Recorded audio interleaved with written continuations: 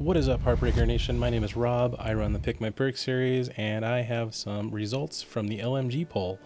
And what you're seeing is the Stoner 63 with extended mags, which behaves a lot like an assault rifle. So for those of you that are used to running nothing but assault rifles, it's an easy transition. Secondary is the Python, and as usual, you guys will get to pick the attachment of your choice. I'll probably run Speed Loader, but every once in a while I like to get squirrely and run the ACOG. So feel free to make your choice on that. Let's look at the perks. For the first perk, or the blue perk, you pick Lightweight, which when it's Lightweight Pro basically means you take no fall damage. So I heard someone say vertical shortcuts the other day, which was a great way to phrase it. You can jump out of buildings with no worries, and Lightweight by itself adds a faster sprint speed. So the second perk, or the orange perk, is going to be Sleight of Hand, which is a good addition to just about any loadout. The reload time on these weapons isn't too terrible, especially if you're using the Python with a speed reloader, but it's a good addition. Keeps you stocked and ready to go, especially when combat gets kind of hairy. The last perk, or the green perk, is Tactical Mask, which in the pro variety is going to keep you from any flashbangs or concussion grenades, going to keep you from feeling those effects. And if you're like me and you flash yourself at least once a game, this is perfect.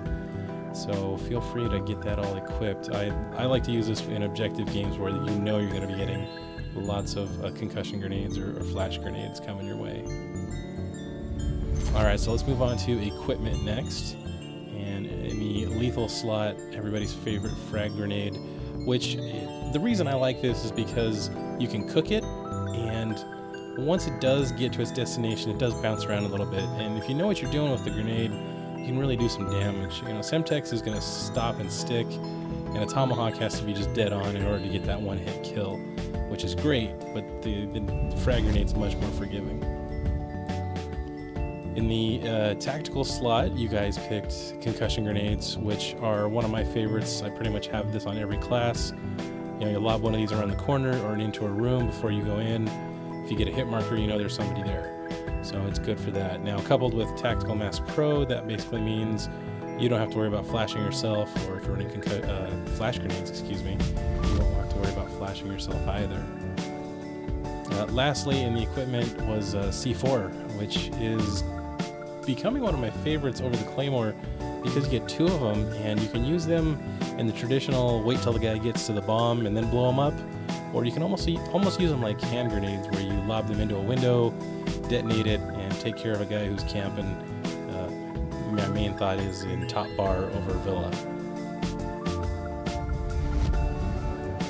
So let's look at kill streaks. Usually you're predictable with 3, 4, 8. You guys broke from tradition in that 4 slot. We'll look at that in just a minute. But traditional as usual, you guys went with the spy plane, which, as you know, will show your enemies on radar as long as they're not running Ghost. And the downside is this is able to be taken out with one Law rocket or one Strela rocket. But it's a great tool to use.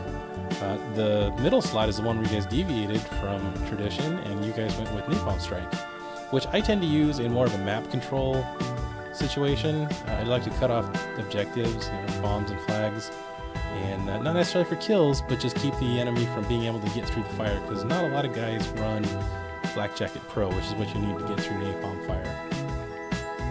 So lastly, we're going to look at the last kill streak, which is my favorite kill streak of all time in Black Ops, is the BlackBird, and it gives you that window of time where you can see where every enemy is, no matter how hard they camp, no matter how much Ghost Pro they run, or how many silencers they're running on their weapons.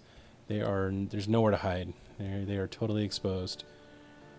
So this is an 8 kill streak, and it's well worth it in my opinion. So guys, I hope you enjoyed this loadout. Go ahead and send me your best gameplay with it. Objective or free-for-all, let me know.